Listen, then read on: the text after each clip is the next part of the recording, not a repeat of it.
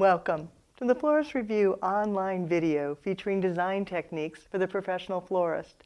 I'm Leanne Kesler, Director of the Floral Design Institute, and today I'm here to chat with you about flowers for the wedding cake.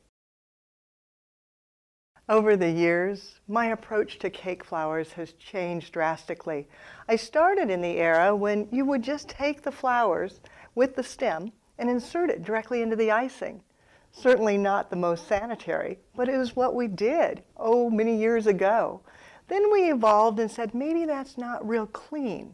Let's go and wire and tape an artificial stem on each flower and then insert it into the icing. Maybe a little better, but kind of questionable still.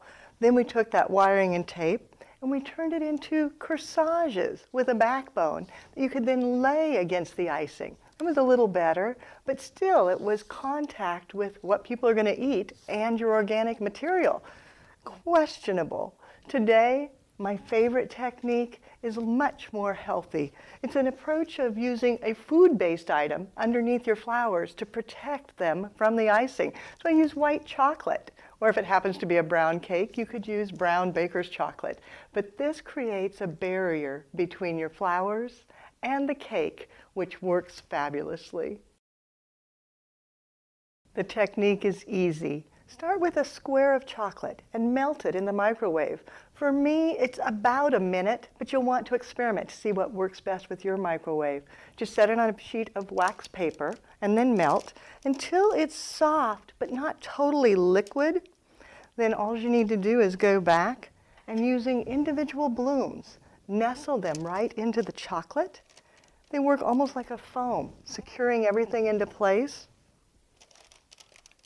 Roses, cymbidiums, anything that you like. It even works with heavy flowers like hydrangea, roses, peonies. Add in some filler materials. If you'd like a foliage, maybe a calyx leaf, just cut the stem off and tuck it in until you've got exactly the form and shape you want, and then set it in the cooler to dry.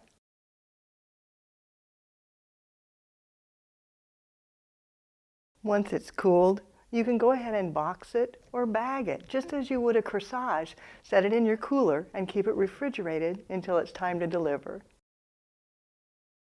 Once on site, just open, pull it out of the box, and then gently pull the wax paper off the back. Then you'll press it firmly against the side of the cake, with the chocolate creating an invisible barrier to protect the flowers from the icing and vice versa.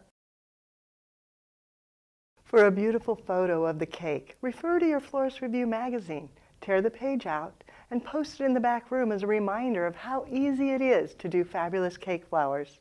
Now it's your turn. You know the techniques. Just add your own creativity.